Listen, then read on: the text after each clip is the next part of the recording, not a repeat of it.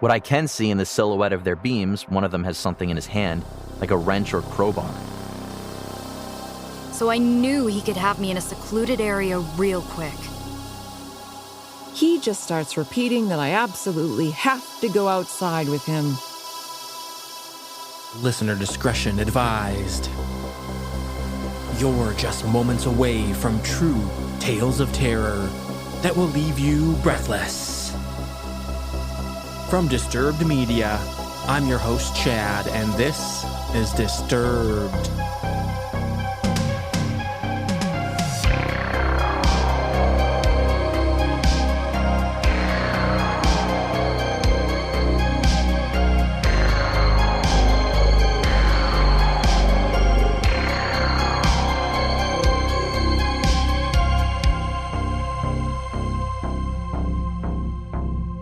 This episode is sponsored by Wondery's Generation Y podcast, where hosts and true crime fanatics Justin and Aaron explore hundreds of unsolved murders and conspiracy theories.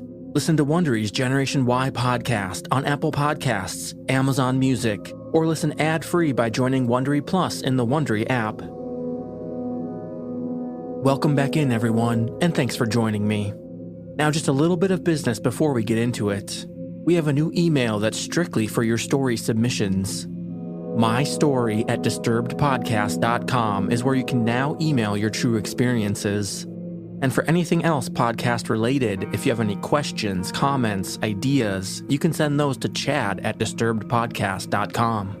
And lastly, if you have a little bit shorter story and you want to tell it in your own words, you can call those into the hotline at 701-354-3667. So thanks for continuing to send in your stories and experiences. And with that, let's get rolling. Our first experience comes to us from Reddit user Plutonium Horse, and we learn why you shouldn't park on the side of the road to sleep. Performing this experience is Tom Aglio.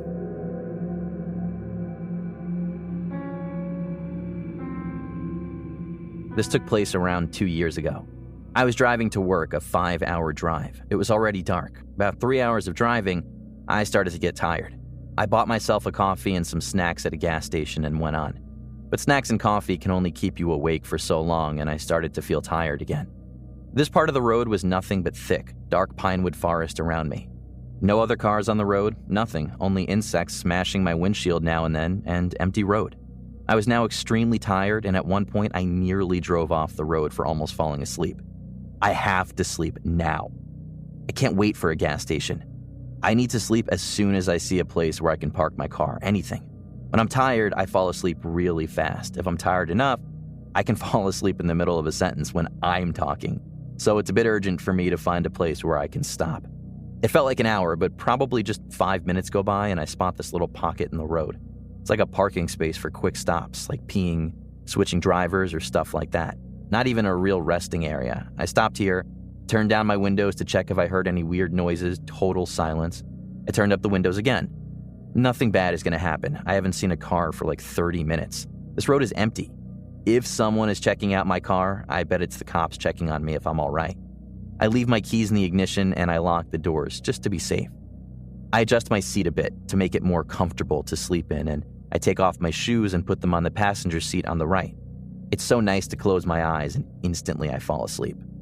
I don't know why, but something wakes me up. I can't really see anything. Some kind of bright light hits me in the eyes. First I thought it was a flashlight, but then I realized it's the high beams from another car in my rearview mirror that is blinding me. I look in my left mirror and I see a dude walking up beside my car. Maybe he wants help with something? Should I make it clear to him that I'm in here? He's right beside my left back door. Should I step out and ask what he's doing? I didn't have to. The dude proceeds to jerk and pull on my left back door. I almost shit my fucking pants when I realized that he's trying to force his way into my car. My seat is adjusted for me to lay down and I pushed it back max.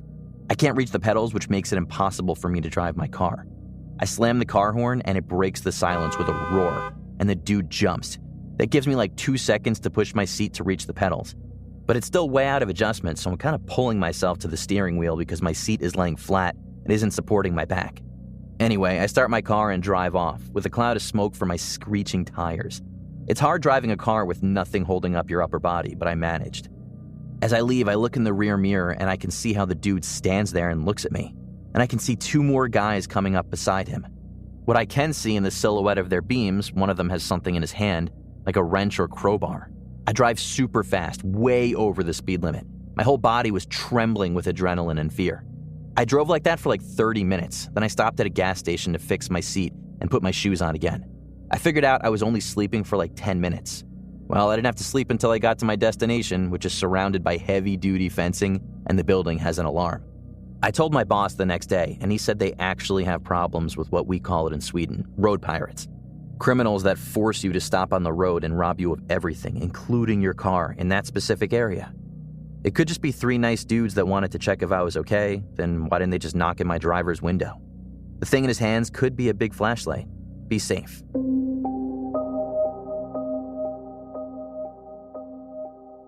If you'd like to hear these episodes without the ads, get additional bonus episodes and your own shout-out, you can become a premium listener at disturbedpodcast.com/support. Next up, we hear from an interesting Reddit username, Too Sad to Masturbate.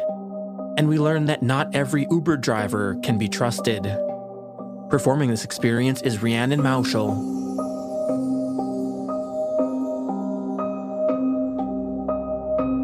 Sorry, this is a bit long. I know this isn't a therapist's office, but this has bothered me for a long time, and I wanted to just get it off my chest.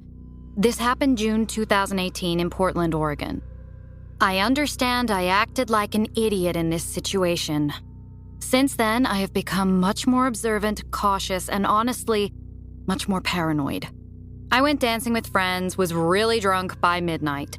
Unfortunately, this was back when I had little money, and I realized you could save money by eating very little before going out, and it would take far fewer drinks to get drunk. So I was drunk. I barely remember my friend ordering me an Uber home. My phone was dead, of course. I can vaguely recall them helping me into the car and telling me to get home safe. I don't remember greeting the driver or the first minute or so. But soon after getting in, he asked how my night was and if I smoked. Honestly, I was just thinking about bed at this point, so I sort of just slurred out that I did sometimes. He then offered me a joint. And this is the first moment I get sort of nervous and begin paying attention. I tell him something like I'm really tired and just ready to get home. I think he said something about it being an indica-based joint and it made for great sleep. Once again, I say something not exactly like no, but not a yes, which he takes as a yes, I'll take that joint now. Reminder, I'm still drunk enough I can barely see straight or speak clearly.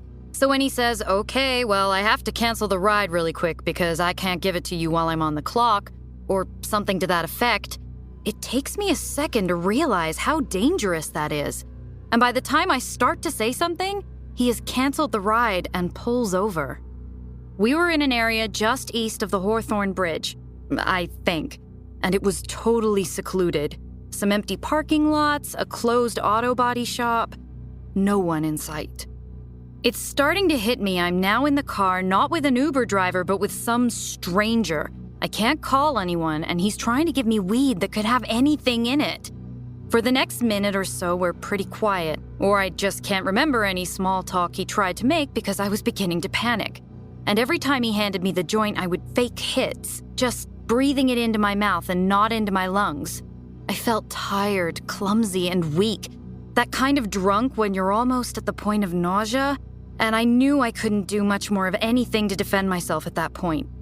I remember vividly being fixated for a moment on the fact I didn't even have a pair of keys to defend myself with, as my building used fobs for just about everything and I didn't take my mail key with me. As I'm freaking out, I look up to see this guy is sort of noticing, and I make eye contact with him in the mirror. He was staring at me, but I couldn't read his expression. Finally, he says something along the lines of, well, let's get out of here. I tell him I'll just call another Uber to get home, thinking at this point it might even be safer to walk. And he says, no, I still have your address. I'll just take you home. For a moment, I was relieved. I guess I just wanted to believe him so badly. I tried to calm myself down, thinking he actually hadn't done anything threatening. Maybe he was just your typical stoner guy and I'm overreacting. At this time, I lived on PSU campus in downtown Portland in the southwest area of the city. He is driving me north on the east side of the river. There are several bridges to our left, and as he keeps moving north, he has several opportunities to take an exit to hop over the river and get me back downtown. He keeps skipping them. We keep passing bridge after bridge that could get me home. Up in northeast Portland, there are some large industrial areas that can get very isolated at night. And Portland in general is surrounded by lots of forests, so I knew he could have me in a secluded area real quick. After he passes like the fourth exit for a bridge, pretty sure it was the Broadway Bridge, I've been racking my brain for a way to make him actually take me home and say something to the effect of, "Hey, my boyfriend is waiting for me at home," which was true, though I said it in a very meek way. My driver says nothing, but he did take the next exit for the bridge and basically hung a giant U-turn that started taking me home. Even as we're on the west side of town heading south, I'm still shaking and have my hand on the door handle, thinking about just hopping out at a red light the closer we get to my apartment. My phone is completely dead, and he honestly still has several chances to hop onto nearby highways and speed out of the city. We're getting pretty close to my apartment now, and I'm once again trying to convince myself I'm being paranoid about some stoner that can't navigate the city, even though a few minutes before I was so scared I was crying. So once we get about 2 blocks from my apartment, I lie and tell him it's easiest to stop here and he can let me out. Again, he doesn't say anything, but does slow the car. I'm flooded with relief and even feel myself smile. But when I go to open the door, it's locked. I try to lift the lock mechanism manually, but it won't budge. I look at him instinctively to see what's up, and he's got his head turned almost fully toward me, shoulders still facing the road, smiling at me. The worst fucking smile I've ever seen. It looked so mocking, and it just did not reach his eyes at all. I just started crying and asking him to open the door. I was so freaked out and still very drunk. And thank God he did. I will never forget the sensation of vulnerability, not just being drunk in his car with no way to contact anyone, but even as I got out of the car, I kept feeling like he would somehow grab the back of my shirt and pull me back in. As silly as that sounds.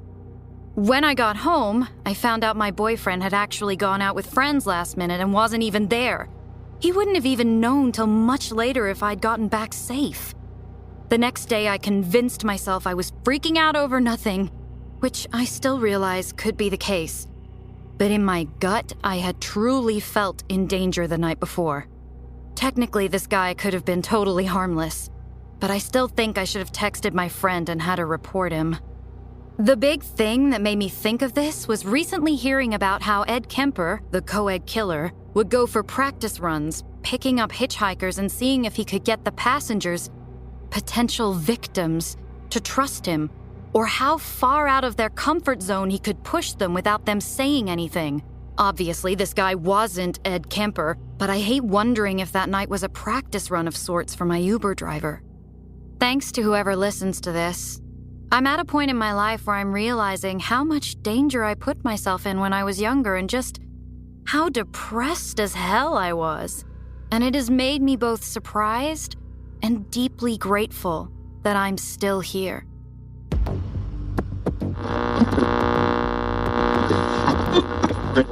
In Wondery's Generation Y podcast, hosts and true crime fanatics Justin and Aaron explore hundreds of unsolved murders and conspiracy theories. They dig through the evidence, give their perspective, and ask the hard questions. And in one of their latest episodes, Aaron and Justin profile a mysterious death from 2004. Alonzo Brooks was a young black man who went to a party with some friends in a rural area near their homes. But while his friends left the party without him, Alonzo never returned home. A month later, he was found dead with no obvious evidence of foul play, and nearly 2 decades later, in July 2020, the FBI reclassified his manner of death as homicide. There's even evidence that his death was a hate crime. So what does the FBI know, and how can they solve this almost 20-year murder case? Now, the Alonzo Brooks episode is fantastic. It's an in-depth look at Alonzo's life and what could have led to him not leaving the party alive.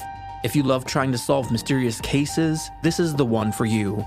So listen to Wondery's Generation Y podcast on Apple Podcasts, Amazon Music, or listen ad-free by joining Wondery Plus in the Wondery app. Now back to the show. Up next, we hear from Reddit user Ban Luil. And when something just doesn't feel right, we learn why listening to that little voice of reason can save your life. Performing this experience is Matt Bradford.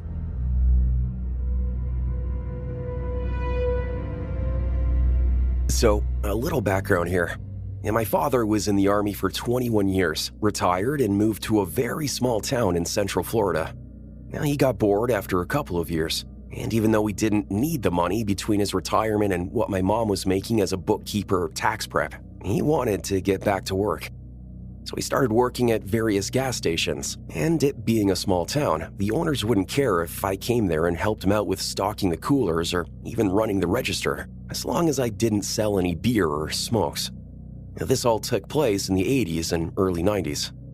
Now, the actual story I'm going to tell took place in 1990, and I remember the date well because it was shortly after my birthday. And being 15 in Florida, I had just gotten my learner's permit, and my dad would let me drive him to and from work just to get some experience on the road, both at day and at night. I was sitting in my usual spot at a table that was set up along the window, a book in hand, feet propped up, and a Mountain Dew on the table along with some snacks. I would generally spend most of the evening that way, reading books, getting up to run the register, stock the cooler at different times. I remember glancing up because something caught my attention that was unusual, and I realized that a lady was walking up our parking lot from the direction of the interstate. The gas station was right on I-75. This in itself was really strange, because where we were located, you didn't get many people walking, and definitely not walking from the direction of the interstate. I figured she had broken down somewhere and was coming to use the phone to call for a tow truck or something. I was completely wrong. She came into the store, looked around for a few minutes, and I remember getting just a strange and creepy feeling about her. She walked up to the counter and started telling my dad a story about how she had gotten stranded and needed a ride to the next big town up north from us. Ocala was the town. This is important. So my dad lets her know that he's working and there's no way that he can take her. So she turns and looks at me. While she's looking away from him, my dad catches my eye and subtly shakes his head no. I was confused for a second. Then she turns back to my dad and points at me, asking if I can take her. And my dad responded back that, I only had a learner's permit and I wouldn't be able to drive her anywhere and then drive back. Normally, I would have done it, even though it was illegal, because I'd done it a few times before already. I didn't argue with my dad, since this was completely out of character for him. He was normally chatty with the customers, but for whatever reason, he was almost curt and dismissive of her. Turns out he had a bad vibe about her from the minute he had seen her walking up the drive. Well, she cusses him for a minute. He basically tells her to get out of the store. She slammed the door open. I thought the glass was going to break from how hard she had slammed it. And then she stalks out of the store and down the driveway. I keep an eye on her and continue to watch as she makes her way back up to the interstate and then starts up the northbound on-ramp. Almost a year passes, and I'm in my bedroom less than a week before my 16th birthday. I hear my dad yelling from the living room, "Son, get your ass in here and look at this." I quickly run to the living room and see my dad pointing at the TV and look at the mugshot of the lady up on the screen and immediately remember the lady who had been in the store. Turns out I had almost given a car ride to Aileen Warnos, who was later convicted of being a serial murderer and then later put to death. Still have nightmares about what could have happened.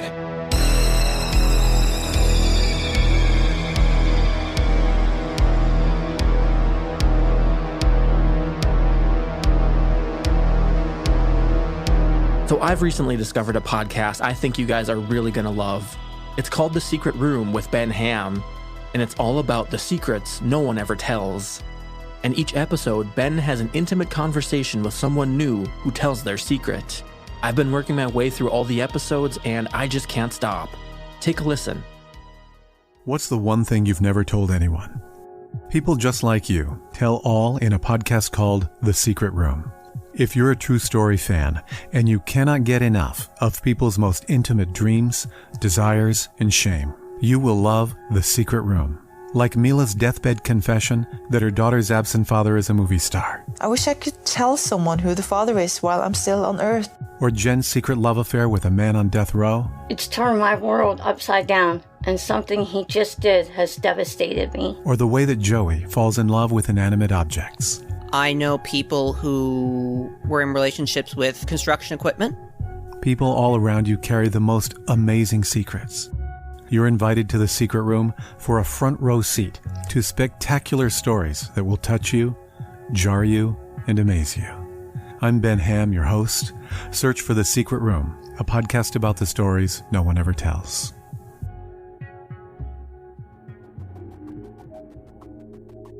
And finally, we check in with Reddit user Small Waifu, and we discover that following protocol can be a lifesaver. Performing this experience is Nikolle Doolin.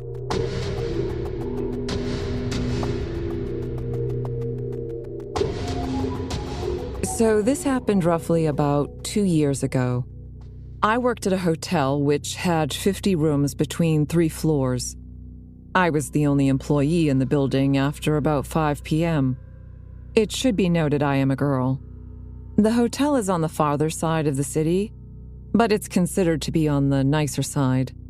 So a lot of companies will send their workers to us for room and board instead of the shadier motels on the opposite side of the city. Some of them were great guests. Others completely trashed everything. But that happens everywhere, I suppose. The layout of the building was pretty simple. You pull up to the front entrance, enter the foyer, and the front desk lobby is right through a set of automatic doors. Right across the hall from the lobby was a staircase leading up to the 2nd floor, and to the left was our elevators to the 2nd and 3rd floor.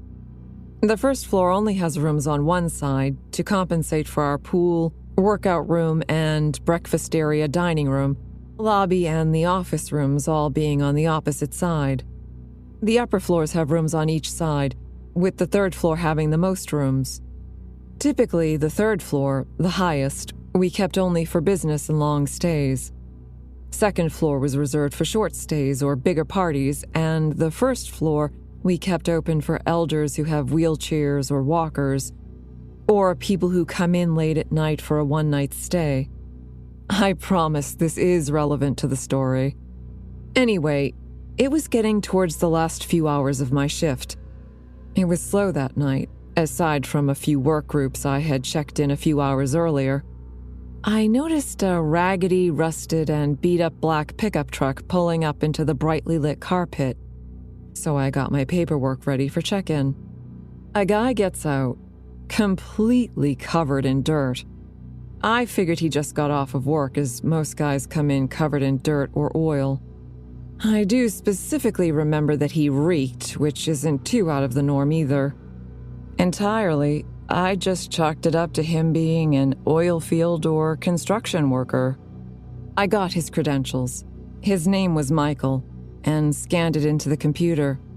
He also was reluctant to leave his vehicle information with me, but I explained if he didn't, his vehicle was at risk of being towed by morning.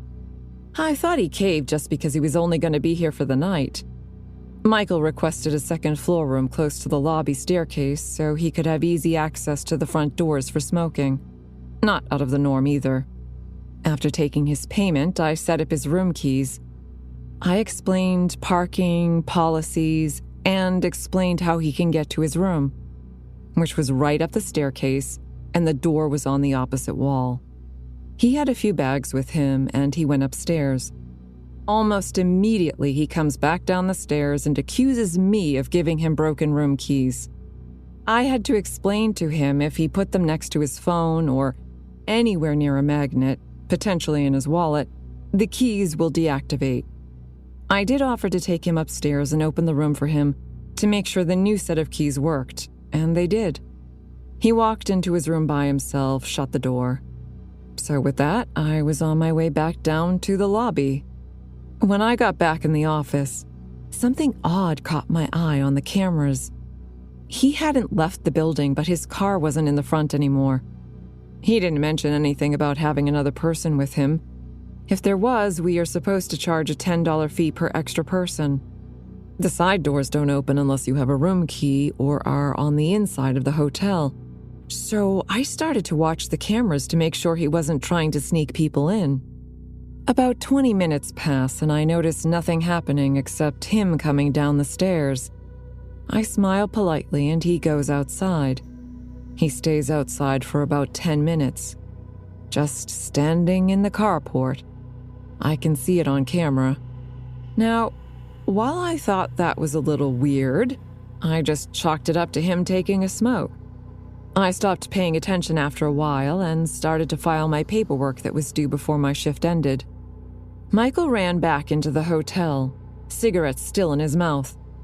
I instructed him he must take his cigarette outside and put it out.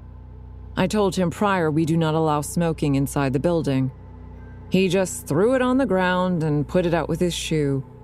He turned his attention towards the TV and ended up sitting in the lobby for an ungodly amount of time. He kept glancing towards the door, which made me uncomfortable.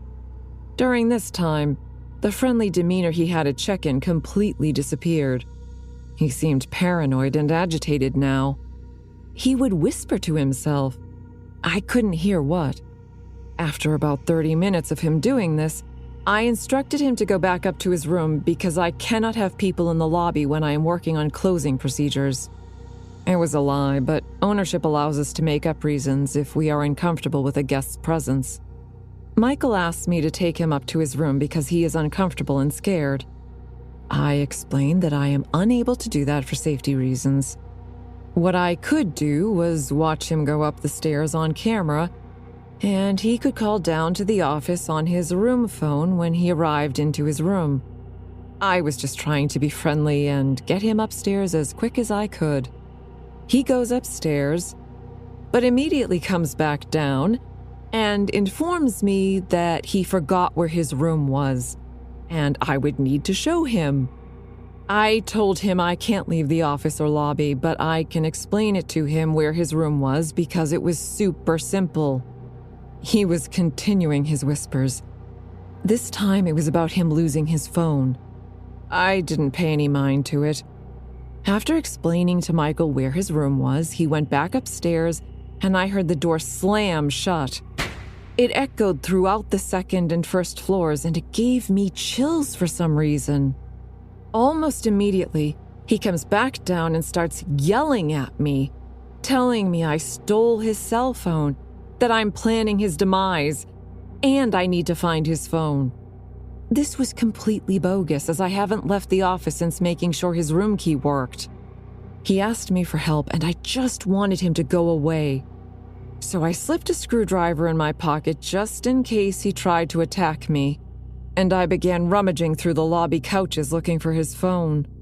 I didn't find it, but I did find his credit card, which he also began accusing me of stealing.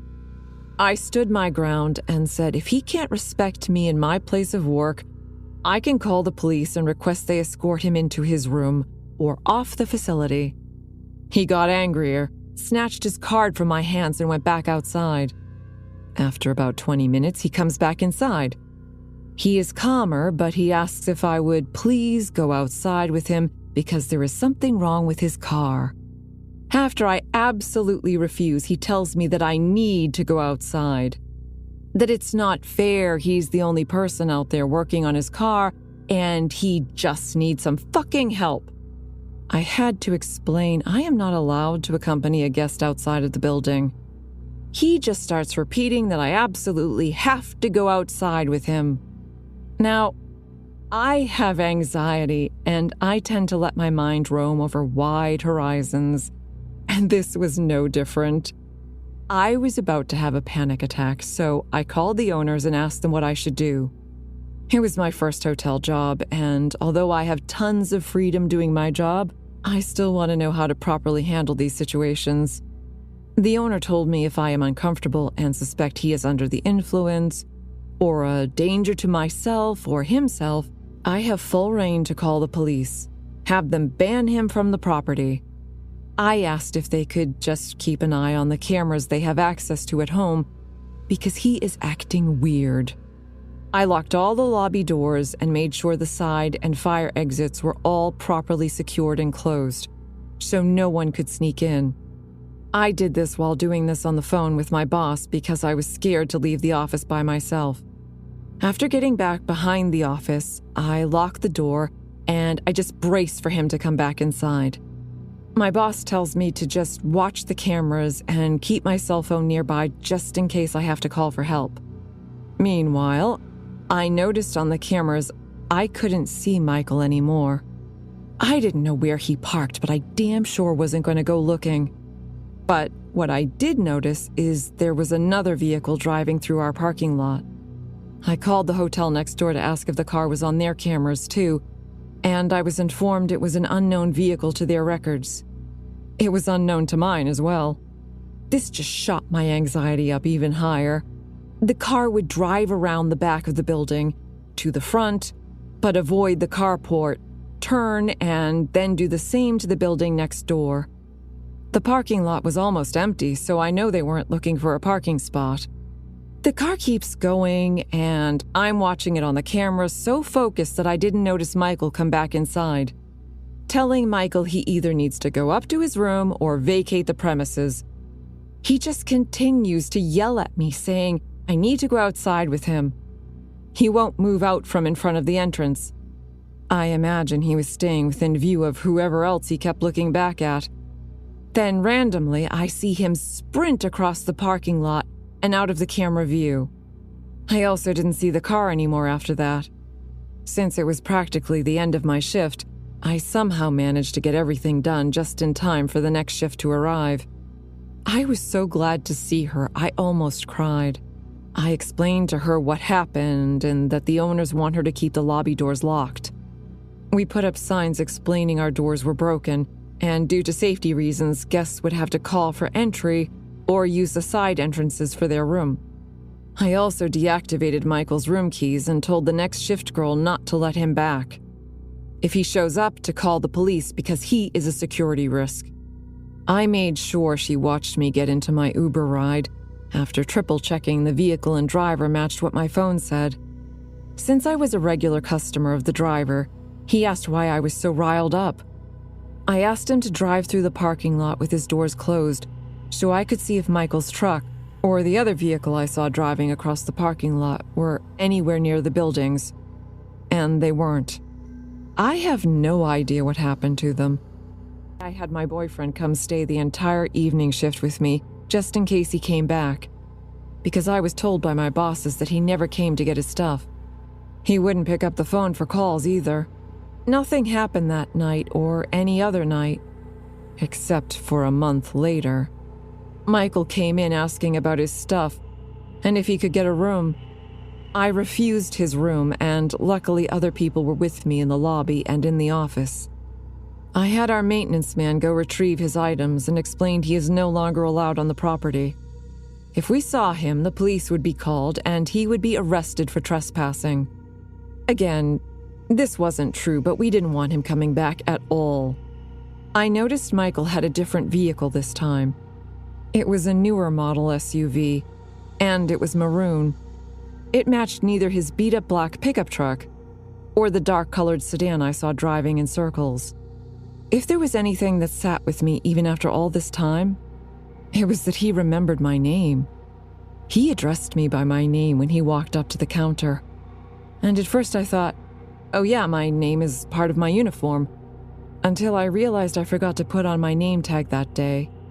After that, I refused to wear one in the hotel. Management let me create a fake name and wear that from that point on. It took me a while to feel safe in the building again while I was alone. I constantly had my boyfriend with me while I worked the evening shift. There is a chance the guy and the circling vehicle are unrelated, but my anxiety and the aura I got from Michael that night, it didn't feel good or right. So, Michael, let's not meet. Ever again.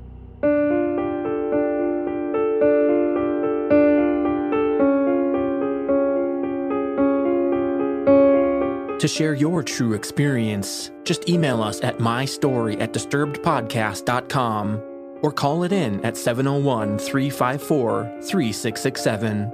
No story is too big or too small. And if you love our show, consider leaving a 5-star rating and review. Follow or subscribe wherever you're listening right now so you never miss an episode. And help us grow by sharing the show with a few friends. Music by Carl Casey at Whitebat Audio and Co.ag. Thanks for listening. We'll be back next Thursday with a brand new episode. And stay safe out there, y'all.